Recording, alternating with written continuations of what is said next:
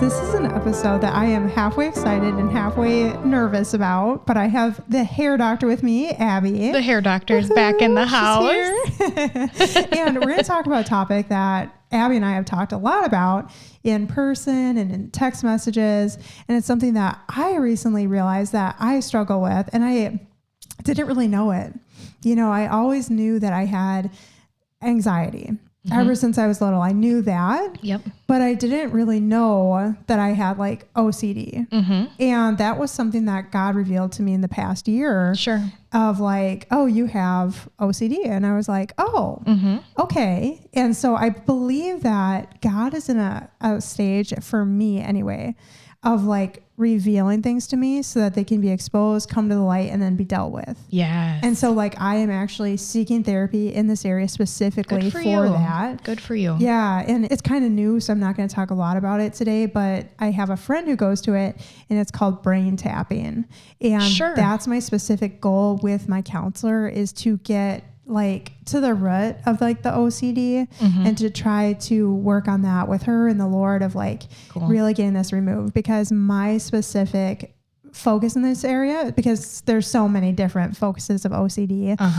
You can be OCD about, oh my goodness, like there are like 7 different types. It's crazy. Yep. And 7 or 9 or something, but yeah. Nuts? And often they intertwine in different parts of your life. Oh yeah, absolutely. So if you think you have one, you probably have more types. Yes. And sometimes they mix. Absolutely. Like I have like health related OCD, which can sometimes manifest as like contamination OCD a little bit. You know, I don't have like a insanely high amount of that, but for sure, you know, like, you know, it's like if I look at something expired or near expiration, and then I have a symptom, it's just like, oh my gosh, am I dying? You know, it's like, what is happening right now? Yep. And so it's just like, it's very harmful thinking. Yes. And I have been really struggling in that area lot lately. I'm sorry. It's hard. It's hard. And I've had like so many different triggers. I was talking to my pastor yesterday about it, and she said, Monique,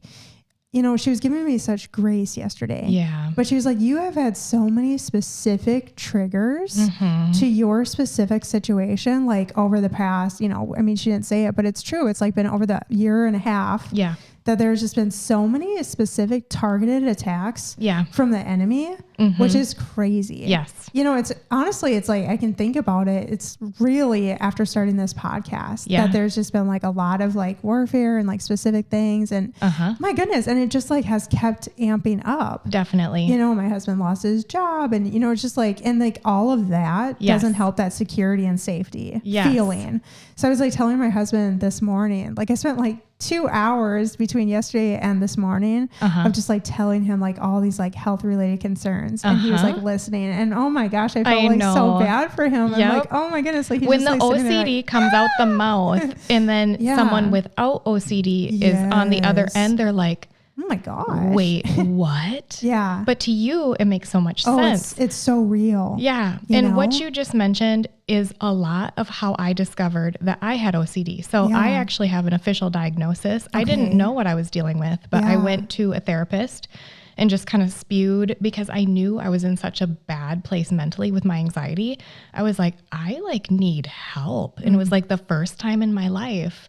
And she handed me this pamphlet that said, what is OCD? And I was like, oh my gosh, what is this? What is going on?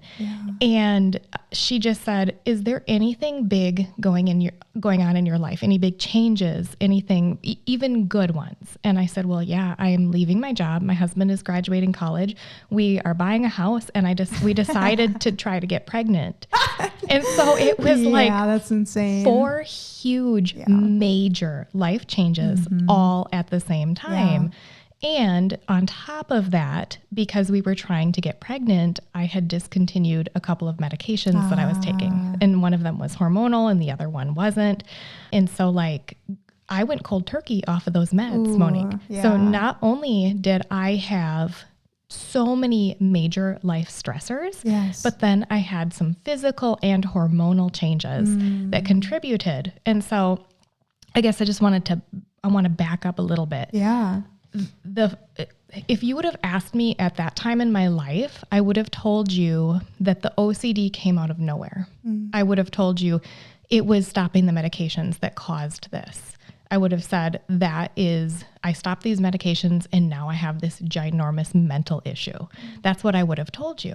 And now in hindsight, 10 years later, I can look back and I can say, no, my brain was like this from the time I was 2 years old. I was born with just, very different, not super different. Yeah. Everybody has their own type of neurotype. And I have ADHD, which I found out later in life, but OCD is actually the most common comorbidity with ADHD. So if you have ADHD, you are so much more likely to manifest OCD in your life because of brain structures.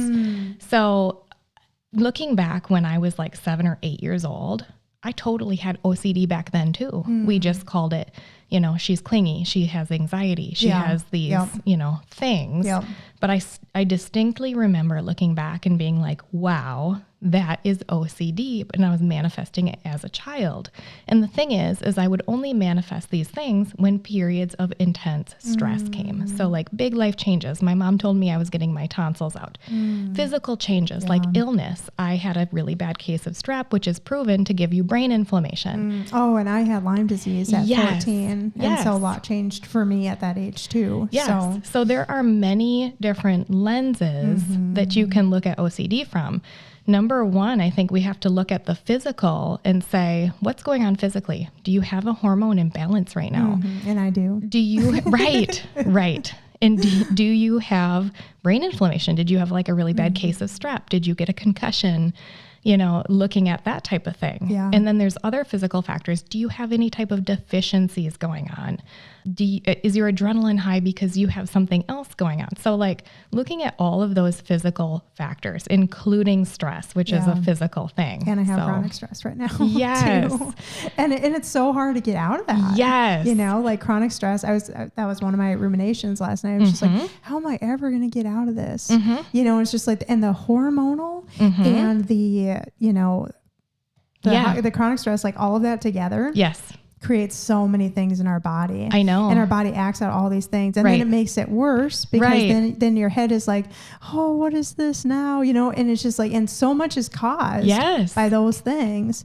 But my head just goes because, my specific trigger, like losing a friend to cancer. Yes. Which was something that I had probably feared about forever. Totally. In my life. And then so watching a close friend in their 40s die that way, and so like it has taken a lot of time for me to like process through that. Yeah. And then a lot of times these ruminations will come and then just like the automatic response is cancer. Yes. Isn't that sad? It's normal. It's normal. Yeah. Our brains do these things for protection. And so like, going back to the lenses, like if we can look at this from that physical standpoint, you can almost always like narrow down to like, okay, I'm having these intrusive thoughts. I'm having these triggers because I'm so stressed out right now. And I have all these physical things, but we can't just stop at looking at things from the physical lens. There's actually 3 lenses that we need to look at OCD from. Yeah. So the physical, okay, we're doing everything we can in this physical lens. Let's say we can't do anything more here. There's an emotional lens. And so this is a subject that I just started learning about in the last probably 3 to 4 years, emotional regulation. And OCD is so much about not being able to regulate our emotions, not being able to tolerate our emotions. So an emotion comes in and we have a low tolerance for that emotion. And that's what drives OCD to do the checking. So like when you have the intrusive thought, we cannot tolerate that emotion. We have a very low tolerance for a certain, extremely low. It's like paper thin. Yes, it's paper thin. And so then what do we try to do? We try to fix, or we try to check, or we try to control outcome. And so that's when the checking comes in. Like I need that medical test, or I need that. Oh my gosh, yes. I was just adamant yesterday that I had to run to the hospital. Yes. Just absolutely adamant. Yep. And you know, this feels so vulnerable to expose this like publicly like this. It's going to help a lot of people because it's so normal. It's so normal. It's so sad. It is sad. And like, I feel bad that I deal with it, and I feel bad that other people deal with it because it's just so intense. Yes. I'm sitting on the other end of this, a healed person. So there's hope for anybody out there that's in that position right now where you're just not okay. I have been in your shoes. I have been there, and I'm sitting on the other side of it. And before we started recording, I just told you that I feel better right now. I'm almost 38 years old. Yeah. I feel better right now, physically, mentally, emotionally, and spiritually than I did in my 20s. That's so wonderful. I feel fantastic. There's hope, and it's God brings you on this journey of figuring out these lenses because he cares about our full body. He doesn't just care about our spirit. He cares about our body, but he also cares about our emotions too. Yeah. Like with the emotional lens, the biggest emotion in OCD is uncertainty. And that's it. That's it. It's uncertainty. It's 100% it. We have a very low 100%. Tolerance for uncertainty. And so how do we try to become certain? We check until we're blue in the face, literally. Yeah. And learning to sit with uncertainty was one of the biggest keys. And so like, you know, then we have the spiritual lens, of course, where we have, you know, I don't know 100%. Are the thoughts coming from the enemy, or are these just, I don't know.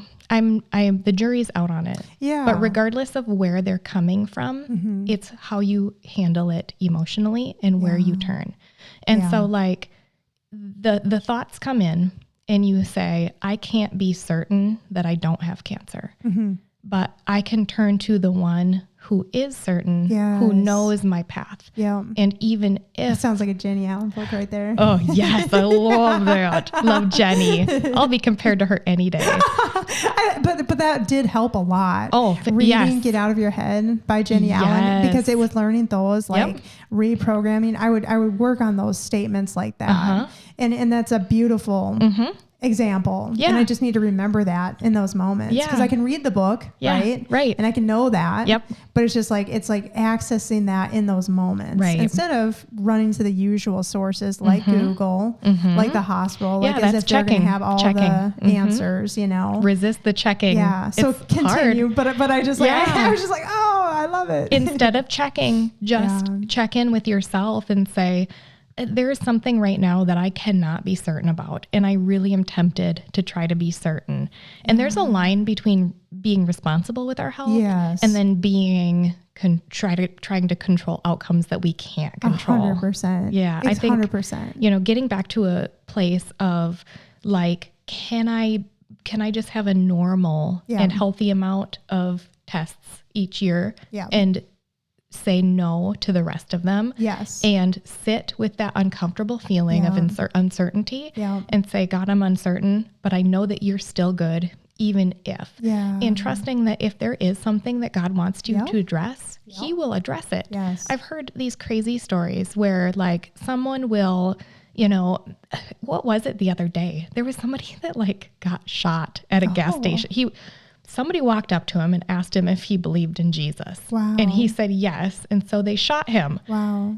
They brought him into the hospital, you know, and did x-rays. They found out he had lung cancer because he got shot. He didn't die from the gunshot wound. I think it was just in the arm or something. Yeah.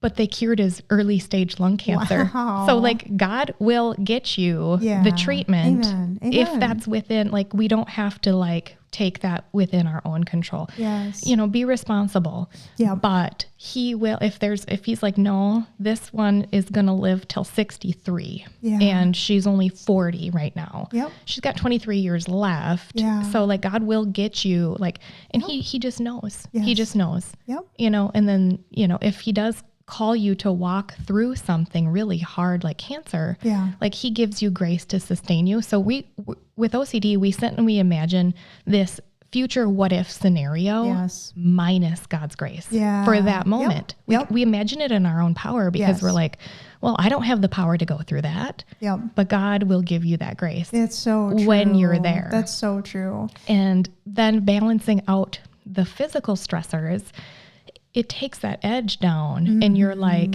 yes, okay, I can finally like see things clearly. Yeah. And when you get the physical, the emotional, and the spiritual components, all three working together, that's where your healing is essentially. And so my brain is still prone to OCD. So, I mean, I'm sitting here in this really healthy place, but that's not to say if I get a really bad illness and my brain gets inflamed and then I have a really, stressful thing happen to my job or whatever.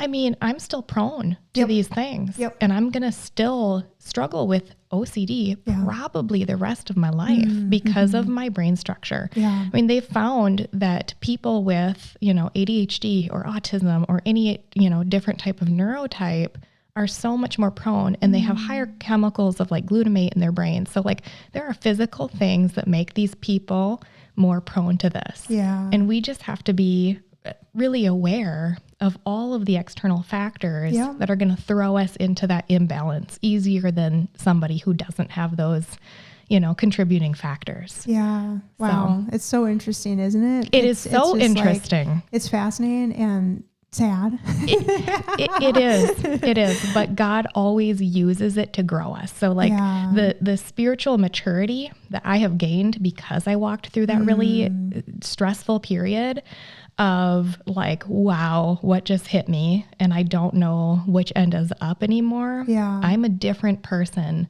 because of that. And if I wouldn't have gone through that specific really hard stint, I would not be the Christian I am today. I wouldn't be the mom, the wife, the hairdresser, the hair doctor. I wouldn't be who I am today without it. Like God grew me more than anything. Like I can look back at the hardest things in my life and say that was directly like the vessel that God used to give me certain gifts and spiritual maturity and just things that I would never trade. Isn't that awesome? It is amazing. I love Nothing that. is wasted. No, it really isn't. And that I'm not going to get into a whole episode of like, the things that have gotten me to this place because I've talked a lot about that over the last few months on my podcast and been very open about those challenges and stuff. But it's just like really interesting that in those times, that is when the enemy can come at you. Absolutely. And like those direct targeted, hits that I've been getting lately. And I feel like, part of it is, just like spiritual warfare. Part of it is spiritual warfare for sure. Definitely. Because Satan knows where it's to attack. There's like that component for sure. And then it's just like, well, what do we do with that attack? And being completely real, it's like, I haven't went to the Lord and I talked about that on Friday night. We had a worship night at our church and I was just like open with the fact that there's been a lot of times like in this season lately where I have like pushed him away. Because I've been so like hurt, so frustrated. There's this deep internal component of wondering like why, certain things have happened, why he allowed certain things. It reminds me of Elisa Turker's post that I saw last night on Facebook, but it was just talking about how, we don't understand these things that happen all the time.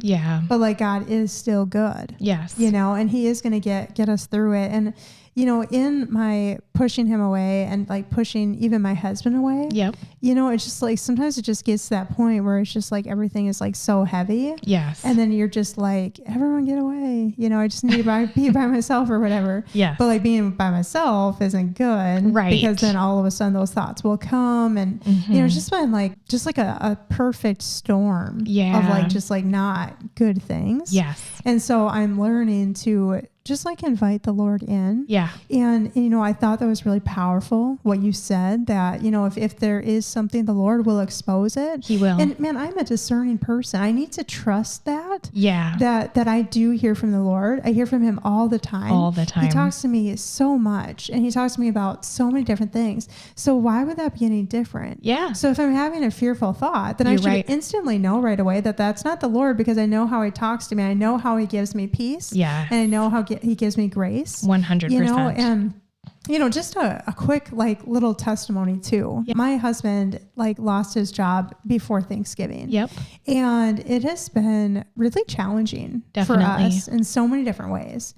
And I just noticed like I had a lot of strength at the beginning of that. Sure. I had a lot of like supernatural strength from the Lord that helped during his time of struggle. Sure. And so now it's like, you know, we're still going through it. But like God has provided, and we had, you know, a couple months severance. Now I'll tell you, when that last like paycheck came to us in our account, that really triggered me. Yes. You know, because you're like, when's the next one going to come? Like, where is it? And we're halfway through March, and I'm like, where is it? You know? Yeah. I mean, and we're getting an extremely large tax refund. We just got news like yesterday. Good for you. And we usually do, because I mean, we pay a crazy amount of taxes. I know. It's ridiculous. Wild. Like, how generous of you to give me, you know, that my money back. You know, I'm like, I still gave you $60K, but exactly. You know, like, that one more than that actually.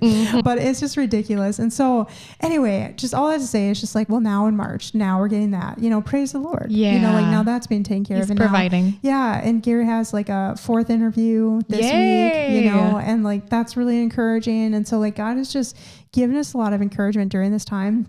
Yes. But I have had like struggles like resting in that. Oh yeah, and absolutely. That's the part that I need his grace to just like help me to like rest. Yes. In him, like amidst like all of the storms. Sure. Because that like just being like that steadfast. Yes. You know, and just like steady, like no matter like what's going on. I don't know that as humans, if we will ever achieve that, because we are emotional. We were created with emotions. I don't think it's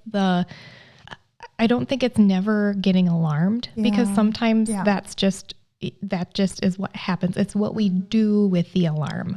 Yeah. And so I actually was mentored several years ago by some women at our church, and this woman in her 70s, we were struggling, me and my friend, we went through this mentoring together. We were kind of struggling with the same thing at that time. Like, I don't want to have to feel so like up and down.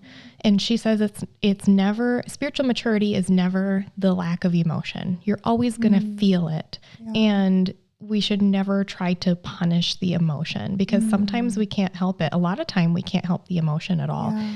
It's where we turn with that emotion. That's good. So we feel anxious. We feel, you know, angry. We feel scared. Yeah.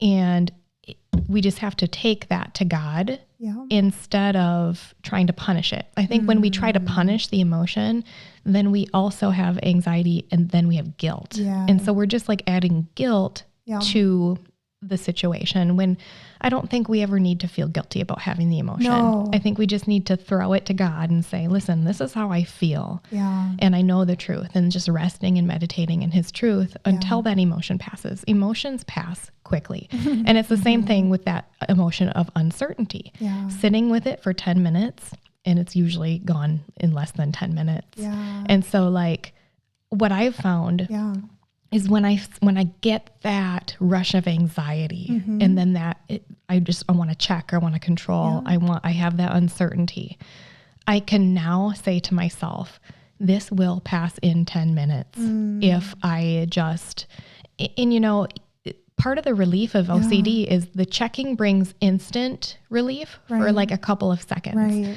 But then it only lasts a few seconds. Right. Instead of just sitting with that uncomfortable feeling for 5 or 10 minutes.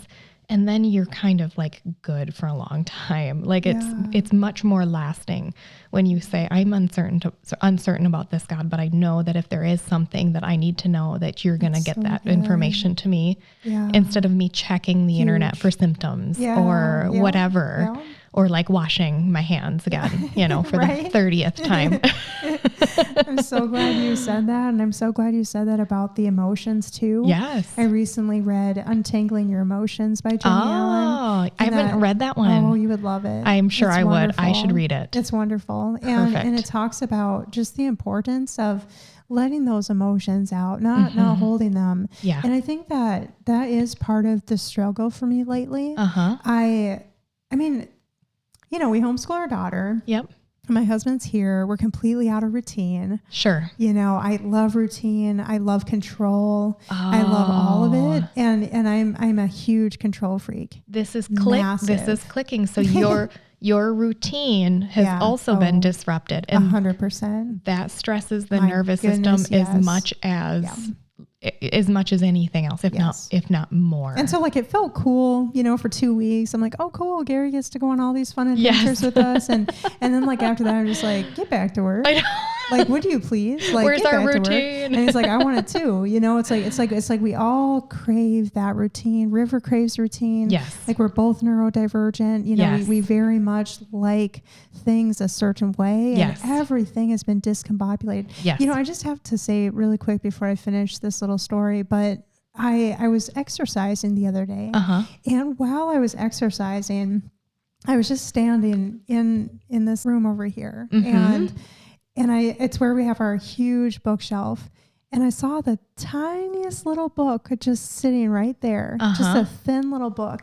And I was like, I wonder what that book is. But like God highlighted this thin little book, like out of all of the books. And it was Out of Control and Loving It by Lisa Bevere. Oh my gosh. And I was like, you've got to be kidding me. And I haven't picked it up because I'm still like reading some other books. I love Lisa Bevere too. She's so good. And John too. Yes. Oh my gosh. They're just the best. Isn't that so funny though? That's so funny. So getting out of control and then loving it. But it's kind of like a funny phrase, like out of control and loving it. Like you're supposed to be like out of control and like, woo, like just like, you know, totally unabandoned. But it's just like, it's like God got me out of control and I'm loving it. I love that. You know, good play on words. Yeah, but isn't that funny how just like the God just like highlighted that little book. Yep. And then he's also been showing me, he speaks to me so much in dreams. So one of the dreams that I had on Saturday evening, probably early morning Sunday, was just everything was chaotic. Sure. And you know what's really interesting? Every time I have these chaotic dreams, they're always at my childhood home. Interesting. Yep. Yeah. And it's like everything was out of control there. We were moving, my parents were moving, yet I was still married to Gary. But like we were trying to move, and also I was trying to get ready to go to church. Okay. And that was funny because I had actually woken up and then I had fallen back asleep, and I was trying to get to church that morning, and it was daylight savings. So I was like trying to stay asleep. But my worship director, she was actually over at my house, and she's like, you know, I can give you a ride, you know, but I know she's like super like time management, like oriented. Yes. And here I'm like freaking out. Everything's chaotic. I had a clothesline hanging of t-shirts and tank tops and dresses that it fell down and then they all vanished. They all disappeared. Oh, so I had no clothes. I couldn't find any clothes to wear. Yep. And so I am just like, and I'm just like, can you do my hair? You know, I'm asking her like, can you do my hair? And she's like, yes, but like I need clothes. And so she sees me, I'm just like hanging out in a bra and, you know, pants, just trying to find a shirt. And it's just chaos. And then all of a sudden I go and like underneath the bed, there was a shirt. It was a pink shirt with long sleeves, and it said peace at the top with really big words. And then it had a whole scripture verse underneath. I didn't see what scripture verse it was. Sure. But like God was showing me that the peace was there all along, and I just had to grab it because the shirt with peace on it was right there. That's so cool. And so like God is speaking to me, and he's like talking to me. He's talking to me about rest and peace and just like, you know, just my assurance is in him. Yeah. Not in a doctor, not in Google, not in any of that. Yep. And even this morning in the shower, he talks to me a lot in the shower. Same. And it really, oh, cool. And it was just like having those, you know, ruminating thoughts again. Yep. And I heard him say, there's nothing really wrong with you. Yeah. Not like super, like nothing like life altering or changing, like, big. Yes. There's nothing like this big thing, right? Yep. Because that's what the rumination is always about. Yes. That's like kidney disease, cancer, something that the doctors have missed. Exactly. Yes. Exactly. Yes. And it's just like this big thing, it's just like, well, I better go. And, and I was like jealous of Gary because he had a full body MRI. Isn't that ridiculous? and it's just like, you act like, you act like that's like a sexy thing to get or whatever. Like, he didn't say it like that, but I mean, like, I'm like lusting after this test. I know. Stupid? I've seen those advertisements lately and I'm like, I'm not going there. I know that I'm too vulnerable. And right? Oh my goodness. And so like, it's just like crazy, but it's just like, I think it is important to talk about this. Yes. Because I think that there's so many people that are unwilling to admit that they have these crazy thoughts and, manifestations in their minds. And, it does sound crazy and probably people are going to listen to this and be like, wow, that does sound crazy. And guess what? It is. But there are so many people that are struggling with this. I think it's not as crazy as we think. Yeah. And actually the two of us that are aware that these are unhealthy thought patterns, there are two types. There's the type that doesn't realize that what they're doing is unhealthy. And so at least we are at the point where we're like, we're kind of like not doing so good right now. Yeah. But then there are people who are doing all this checking, all this washing, all of this, all of these thinking it's normal. Yep. Thinking that it's normal because their brain, they're not self-aware yet. Wow. And once they become self-aware, then you're like, so that's actually like you're already into steps of healing when you realize that it's pathologic. Yeah. Yeah. Yeah. And I feel like that's cool because that's what God's been, bringing to the light that this is actually the thing. Isn't that funny? Now that I think about it, it's like, okay, I've been worried about, what my friend had for a year and a half. Yep. And what has he revealed to me? You think that if I had that, just like he revealed it to her, he would have revealed it to me. But in the last year and a half, he has exposed to me, actually, this is what you're dealing with. Yes, which it is also a medical condition. Yes. Correct. So like, it's the disease of thinking you have all the other medical conditions except for the one that you actually have. and Robin has been very clear with me about that. She did. She said recently, you have cancer of the mind. And she's just laying it like, out. Your cancer is right here. And I'm like, oh, Lord Jesus. Yes, it is. Yes, it is. It's just, and because I mean, the very truth is like my dad, he did have cancer. She exposed it, found it immediately. Yep. And like, you get over, like, it was such a cool story. I know she shared briefly about it on this podcast before, but like, it's just so cool that she literally saw him, called Mayo and was like, get him on the surgery table now. Awesome. And they said, they're like, we're looking at his chart and it doesn't look as bad as you're saying it is. And she's like, get him on the table. Yep. You will see it. And like, he was God provided within like an hour. Yes. Because what happened was his brain was getting no supply. He had a large tumor in his, I think it was like the colon, something down there. Yep. And it was a massive tumor. It was taking all of the nutrition from his body. Yep. He was getting no nutrition for about a year. Wow. So he had a distended belly and had no body fat. Sure. He had completely lost everything. His arms were like little twigs. His legs were thinner than my arms. Like he had absolutely no nutrition. Sure. And that just goes to show you, somebody like me and you who are hyper vigilant about our bodies, we would have noticed that long before a year. We would have gone in like in 2 months, like there's something a little off, and it would have been like the speck of a piece of sand, and they'd be like, yeah, we found it, and it was a sand. And but that's how other people, I know that's how other people like deal with these things. And God still gets them the treatment they need when he's like, no, you're still here for a couple more years. Like, I know. My dad has no connection to his body. Yes. And I have mass connection to my body. And God still got him the information that he needed. So it just goes to show us. I want to be like my dad. I know. More. I know. And I'm like, how do I just get that and just turn it all off, you know? Because like, he's just like going through life. Like, I mean, he was still working. Yes. His body was completely shutting down. He would literally take his legs. He would lift them up into the vehicle. Yes. He had a large truck, like one of those big Cummins diesel trucks. He would have to lift up his leg to get in it and drive. And he would just go. He just didn't think to, check that out. Well, he did. He did eventually. The doctors ignored him in Rice Lake. Wow. The doctors That's said so crazy. Both. He went twice. That's ridiculous. They sent him away both times. Yeah. Both times they said, just go on. Yep. Like they didn't even check it. Wow. And she took one look at him and was like, you need a CT scan or whatever. They found it right away. Mm-hmm. And then, but on medically on paper, it didn't look intense for immediate surgery. That experience. And they were like, he's literally dying. Yeah. He probably had days left. Right. Literally. So that experience then reinforces a belief in your mind that doctors miss things all the time and they can't be trusted, and that we just need to keep going to the next one, the next one, the next one, the next one, because they're going to miss it. They're going to miss it. They're going to miss it. But at the end of the story is like, God got him the information that he needed, but right in the nick of time. It was in the nick of time, but at the same time, for whatever reason, God chose to do it that way. Yeah. And he could have had the first doctor diagnose him correctly. Yeah, so there was purpose. Whoa. I don't know what the purpose was of getting him to, it was Robin that finally diagnosed him. Yeah. Immediately. For whatever reason, like maybe it was a surgeon that he was supposed to see versus the surgeon that the first doctor would have. Like,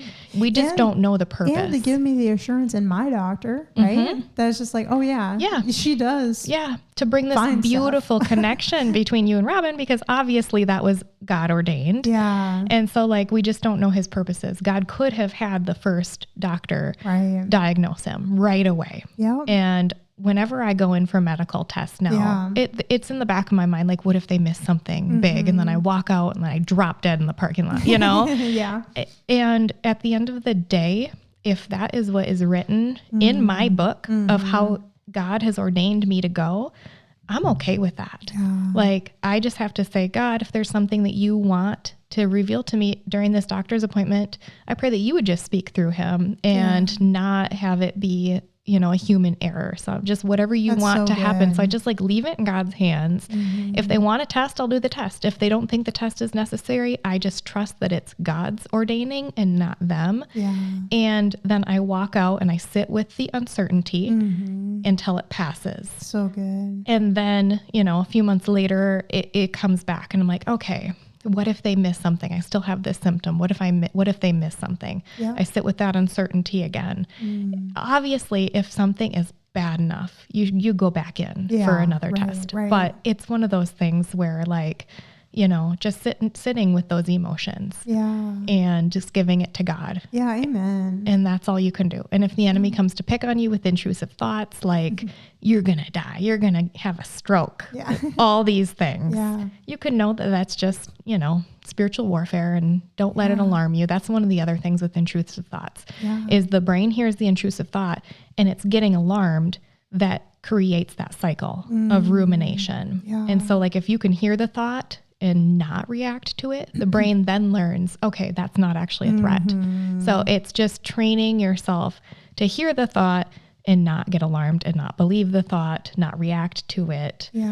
And that's the hard part of OCD is like hearing an alarming thought and not being alarmed. Yeah. And so they'll teach a lot of that in therapy of how to deal with those thoughts that come that are inherently scary thoughts, but then you can just disregard them as important and say, that's not important. Don't need to listen to it. Yes. You can make it into a little song that kind of disarms it, honestly. It's so good. Yeah. I was looking for my pastor, like she used to tell the alarm bells and whistles to stop, because like sometimes you just have to say that, like, tell the alarms like in your head, just stop right now. Actually, that's good for anxiety. Yeah. It actually reinforces OCD. Really? It does. OCD is a little different than anxiety. Anytime we fight back on the thoughts with OCD, it reinforces that those thoughts are a threat. Yeah. We have to convince the brain that those thoughts are not a threat by not reacting whatsoever, by just letting them come and not having an emotional response. Because telling them to stop is an emotional response that invokes anger. It can invoke more anxiety. I can see that. It's any emotional response whatsoever to the thought that reinforces it and keeps the loop going. Yeah. So just like letting them just flow over you. Yeah. And that's why, like, if you hear a ruminating, spinning thought, some advice says literally make it into a song, because then you laugh about it and you're like, oh my gosh, how ridiculous is this?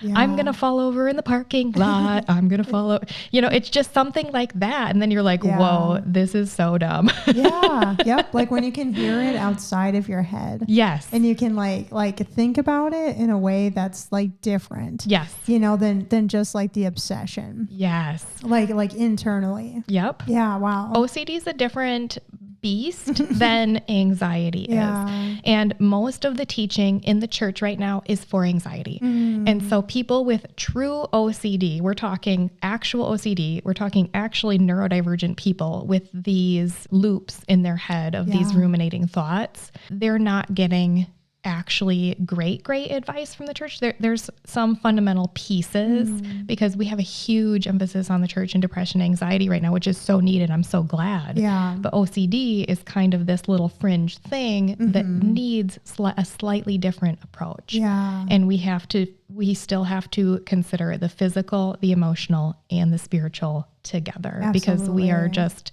multifaceted beings by the way God created us. So we can't just look at one lens. I think the church tends to look at either just the spiritual or just the physical. And we've missed the emotional component of that emotional regulation. And it's just looking at it from those three things has really been like the lock and key for me. Yeah, it's so important. And it is. And I think that it depends on, I think we can't really put the church in a box either though. Because I think that, the truth is like church in and of itself is just like, like an hour service on a Sunday. Yeah. And it's like only so much that they can do. Right. But it's like, what resources are they giving people outside of that?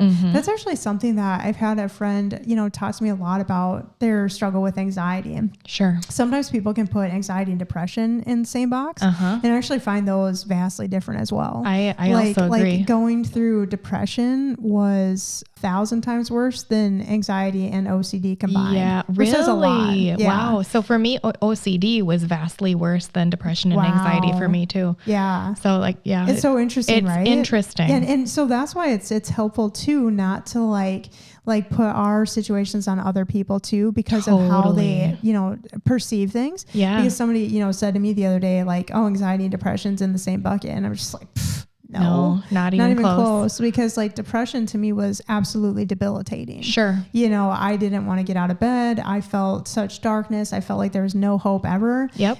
OCD and anxiety to me have both been like, you kind of get used to them. Yeah, sure. And you kind of just like are used to it. Sure. Or like, I don't feel like you ever get used to depression. Right. Like that's how I felt. Like you can kind of just like live in anxiety and just like say like, oh, it's anxiety or whatever. Like I'm dealing with chronic stress. It's hard. And it absolutely sucks. But there's something about depression. I mean, all you want to do is end your life. Right. Like, you know what I mean? And it feels like completely hopeless. Yeah. Where it's like anxiety, OCD, it's like, okay, this is the thing that I'm dealing with. And once you know it, once you can acknowledge it, you can be like, okay, that is a thing that I'm dealing with. That stinks that I'm struggling with that. And these thoughts, I don't like them. But, I can get through this. Sure. Or like depression, you feel like you can't get through it. Sure. And I think maybe just differing severities too. So your case of depression was probably more severe. It was. And you maybe have a more mild case of OCD and anxiety, where I had a very severe case of OCD and then I had mild depression, probably moderate anxiety. Isn't it interesting? It is interesting. It's just like our bodies, our brains, the connections. And so it's just like, it's important to just like have that compassion for one another. That when someone says they're struggling with anxiety, acknowledge it. Yes. That's hard. It's so and when someone's dealing with OCD, acknowledge it. That's hard. And when someone's dealing with depression, it's all hard. Yes. It's all hard. It's all unwanted. And the enemy knows exactly how to target things specifically to make it, even more challenging for us. 100%. Yeah. So my friend, she was like reaching out to me and she's just like, I just like really struggle with anxiety and I feel like there aren't a lot of resources in that area. Sure. There are. But I feel like there's not like a lot of like targeted like Bible studies specifically for that. Sure. Sometimes I think like, man, I need to start something like that for people, because I know like so many people struggle in that area. Absolutely. I'll be a guest and I can help the OCD one. Right. It's like I have to do what God is like telling me to do. And so I have to be like, okay, Lord, like, you know, it's just like right now I have like so many different like hats and like so many different things that I'm leading. And it's like, okay, Lord, like, you gotta just tell me like what to do and what not to do, because I can't do it all. Yeah. I had another little point on here is that like you can have genetic susceptibility from parents. So if you have a parent that's kind of OCD prone, not only can you inherit it genetically, but you can also learn patterns from parents. So like the what is that called? The mirror neurons. Yeah. And nature versus nurture. So like you can inherit their nature, but you can also like inherit their thinking patterns because they're the ones who are teaching you to be alarmed about things. Yeah. And so like, I know this about me. I had a pastor friend pray over me recently, and she didn't even know my situation. I hadn't seen her in a while. She didn't know like the depths or any of that. Yeah. And as she was praying for me, she's like, I'm seeing your grandma right now. Cool. And she just knew that all of this was from that. Yep. And Gary brought it up again this week, was just like, you know, it's just like all stems from that. It does. And she lived to 90. And I have very long longevity in my bloodline. Right. But extreme mental torment. Sure. And I think things do trickle down. And so like there might have been an event in your grandma's life that caused, so you she was literally like, she saw Hitler. She was literally in World War II. It was happening all around her. So that's an interesting point. So she lived in her room with her blinds shut all the time because they had to be in darkness because they could not be seen. Yes. And then a traumatic event happens in someone's life. Yep. And then they have thinking patterns that trickle down from that they teach their children. Yes. And then their children never actually experienced that traumatic event, but they inherited the thinking pattern. Yep. And then that thinking pattern gets passed down to grandchildren and great-grandchildren. Mm-hmm. And then it's like somebody eventually addresses it. Yeah. And it's like, okay, where did the original trauma start? So for me, there wasn't an original trauma, but like, I mean, in my parents, they're very healthy mentally. And so like, I think that mine is genetic. There's brain structure, and maybe just, none of us have completely perfect thinking patterns either they can just get big. When out of control, they can get big. But that I had that point on here was nature versus nurture. It can be both. I don't know if you've heard of PANS or pandas. So it's when a child has a severe case of strep, and then the strep bacteria actually will disguise itself. It's crazy that it can do that. It disguises itself on like an organ. And when it happens on the brain, the strep bacteria can go on the brain, disguises itself as brain tissue. Eventually, the body catches on. And this is all scientifically proven. This is real. It's okay, tell me something that's real that sounds fake. It's pandas.